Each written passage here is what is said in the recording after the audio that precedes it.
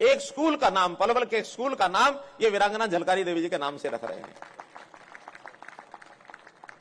राजकीय कन्या वरिष्ठ माध्यमिक विद्यालय पलवल कैंप नेशनल हाईवे 19 पर आगरा चौक के नजदीक सुभाष चंद्र बोस स्टेडियम के पास स्थित है।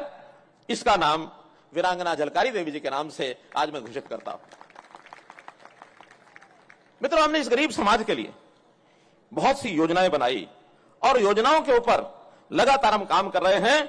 चूंकि मैं मुख्यमंत्री होने के नाते कई बार घोषणा कर चुका हूं कि 2,80,00,000 लोगों का ये जो जनता है, ये मेरे परिवार के सदस्य हैं, ये मेरा परिवार है और इस परिवार के दुख सुख की चिंता मुझे करनी है। इसके दुख सुख की चिंता मुझे करनी है।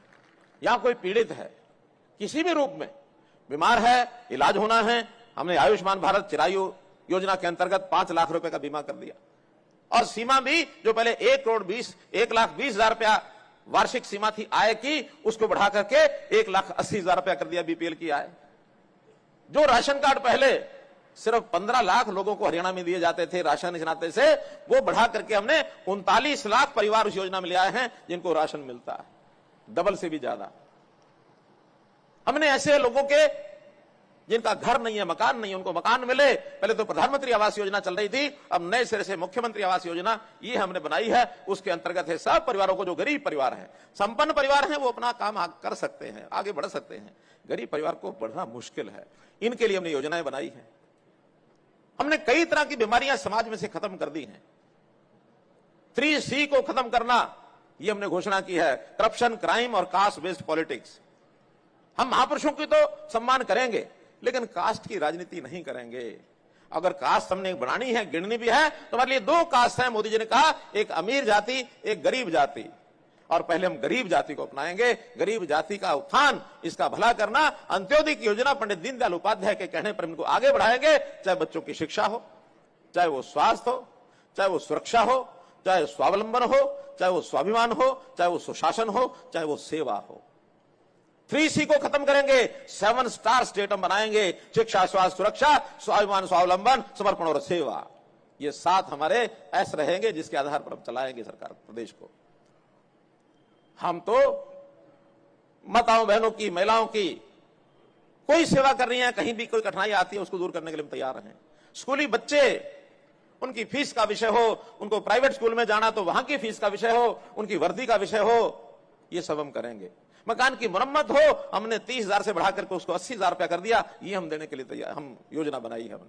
हमने बेटियों की शादी के लिए मुख्यमंत्री विवाह शगन योजना के अंतर्गत 71,000 रुपया हर बेटी की शादी पर हम गरीबों को देते हैं। ये हमारी योजना है। इसमें चाहे वो ऐसी समाज है, चाहे वो अन्य समाज है, गरीब है तो गरीब है, इन गरीबों की योजनाएं हमने बनाई है। एक योजना हमने ऐसी भी बनाई है जिसकी चर्चा में बहुत ज्यादा की नहीं है, आज मैं पहली बार मंच से चर्चा कर रहा हूं उसकी। कभी कोई सदस्य परिवार का, गरीब परिवार का चला जाता है, विशेष तौर पर जो कमाने वाला सदस्य वो चला जाता है तो परिवार कठिनाई में आ जाता है। उसकी मृत्यु किसी भी प्रकार से हुई हो, चाहे वो एक्सीडेंट में हुई है, चाहे बीमारी से हुई है, चाहे प्राकृतिक तौर पर कोई बात हो गई हो, लेकिन परिवार का सदस्य चला जाता है, परिवार हिल जाता है। और बहुत परिवार बार बार मांग करते हैं कि परिवार का सदस्य चला गया, हमारी कोई सहायता करिए। हर बार हर व्यक्ति को और डिमांड रखनी पड़ती है। हमने पिछले कुछ समय से ये डिमांड वाला विषय खत्म कर दिया और गरीब परिवार जिसकी आय 1,80,000 रुपए से कम है, जो बीपीएल है, उसके लिए राशि निश्चित कर दी है। अलग अलग आय वर्ग के हिसाब से अलग अलग की है, उसके भी कारण आप समझ सकेंगे जब मैं बताऊंगा। 6 साल से 12 साल किसी भी बच्चे का किसी भी कारण से निधन होगा, उसको 1 लाख रुपया मिलेगा। यह कोई खुशी की बात नहीं है, लेकिन मन में पीड़ा आती है कि कुछ ना कुछ परिवार की सहायता की जाए। 12 से 18 साल की आयु में एक नौजवान होता है, उसका देहांत होता है, दुख भी होता है, लेकिन फिर भी 2 लाख रुपए परिवार को उसका हम देंगे। अगर 18 से 25 तक किसी नौजवान का देहांत हो जाए तो उसको 3 लाख रुपए देंगे, गरीब परिवार तो उसको देंगे। और 25 से 45, क्योंकि ये कमाने वाले नौजवान, कमाने वाले व्यक्ति होते हैं, ये चला जाता है तो परिवार का ताना बाना हिल जाता है, उस परिवार को हम 5 लाख रुपया देंगे। और 45 से 60 वालों को भी 3 लाख रुपया देंगे। तो अलग अलग श्रेणी के हिसाब से 1 लाख, 2 लाख, 3 लाख, 5 लाख, 3 लाख, इस प्रकार से हम ये परिवारों के उन सदस्यों को अपने आप जाएगा, किसी को अप्लाई करने की जरूरत भी नहीं होगी। हाँ, जब तक अप्लाई करने की बात कहते हैं तब तक आप सूचना जरूर दो, क्योंकि देहांत होने के बाद सूचना देनी पड़ेगी। तो सूचना के आधार पर हम अपने एडीसी के यहां एक जानकारी दे सकते हैं। हमने ओल्ड एज पेंशन बुजुर्गों की 60 साल का होने के बाद उसके घर में बैठे उसकी पेंशन पहुंचाने का काम कर रहे हैं, उसको अप्लाई करने की जरूरत नहीं है। विधवा बहनें, दुर्भाग्य होता है, फिर भी उसकी अगले जनवरी के महीने से 3000 रुपए इन सबकी पेंशन हो जाएगी। और केवल इनकी नहीं, हमने 2 वर्ग और छांटे हैं। बहनें विधवा हो गई, दुख होता है, लेकिन अगर कोई भाई जिसकी पत्नी का देहांत हो जाए, दुख तो उसका भी होता है नहीं? तो 40 साल की उम्र के बाद अगर कोई भाई विधुर हो गया, उसको भी पेंशन देंगे। और एक कदम आगे, मान लो किसी कारण से गरीब है, 1,80,000 से नीचे आए है,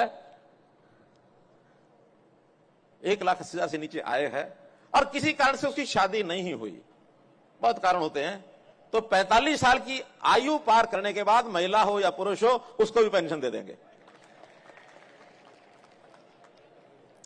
ये दुख तकलीफें हैं समाज की, इन तकलीफों को शायद ही कोई समझ पाया हो।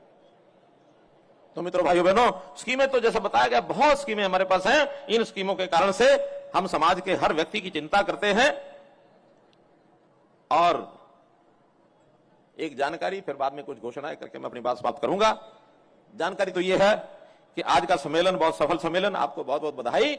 और अब यहां से जब आप निकलेंगे, जाएंगे अपने अपने घरों को, तो जिन बसों में आप आए हैं, उन बसों में चढ़ते समय आपको, क्योंकि दोपहर का समय हो गया, भोजन मिला नहीं है, तो एक भोजन का पैकेट तो मिलेगा ही जब बस में जाएंगे। साथ में एक कैलेंडर मिलेगा, झलकारी बाई जी का वो कैलेंडर होगा, ताकि हम घर में झलकारी बाई जी के चित्र को घर में लगा सके। वो कैलेंडर जिसमें अगले साल की सब छुट्टियां उसमें लिखी होंगी। 1 जनवरी से अगले साल से लागू होगा, अगले साल भर की छुट्टियां सब उसमें रंग के साथ अलग अलग रंग से दिखाई गई होंगी। लेकिन एक 2 छुट्टियां उसके अंदर अंकित नहीं है। वो 2 छुट्टियां हमें भी पता नहीं है कब आएंगी, वो भारत सरकार उन 2 छुट्टियों के बारे में बताएंगे। वो 2 छुट्टियों का उल्लेख मैं जानबूझ के कर रहा हूं। उसमें एक छुट्टी उस दिन आएगी जिस दिन विधानसभा का चुनाव है, और एक छुट्टी उस दिन आएगी जिस दिन लोकसभा की पोलिंग, पहले लोकसभा फिर विधानसभा। तो ये जो पोलिंग वाले दिन है, उसको गोल कर लेना, उस दिन को याद रखना। और उस दिन क्या करना है ये मैं नहीं बताऊंगा, ये आप समझदार हैं। जो मेरी बात को समझ गए हैं वो जरा हाथ खड़े करो। बहुत बहुत धन्यवाद, बहुत बहुत धन्यवाद, बहुत बहुत धन्यवाद। तो इसलिए मैं आज कुछ और 1-2 घोषणाएं मैं करना चाहता हूं। एक तो जैसे मुझे मांग रखी गई यहां कि हमारा कोली समाज का कोई भवन नहीं है, तो यहां पलवल में वार्ड नंबर 4 में हमारे साथियों ने एक जगह देखी है, तो वो मोहन नगर वार्ड नंबर 4 के अंदर एक बहुत भव्य सुंदर कोली समाज के नाम से बनाया जाएगा। और उसी में वीरांगना झलकारी बाई जी का एक बहुत बड़ा स्टैच्यू ये भी लगाया जाएगा। इसके ऊपर 3 करोड़ रुपए की ये लागत आएगी। इस नाते से ये आपको जानकारी देना बहुत जरूरी है। मैं चाहता हूं कि झलकारी बाई जी का चित्र घर घर पहुंचे और उनकी इस प्रतिमा के सामने साल में कम से कम एक बार जब उनकी जयंती आती है, उस समय हम कार्यक्रम भी करें, समारोह भी करें, और ऐसी वीरांगनाओं को याद करते हुए नई पीढ़ी को हम प्रेरणा दें। इस प्रेरणा से अपने समाज को, अपने देश को, अपने प्रदेश को, सबको लाभ होने वाला है। आपने मेरी बात सुनी, आपका बहुत बहुत धन्यवाद, बहुत बहुत आभार।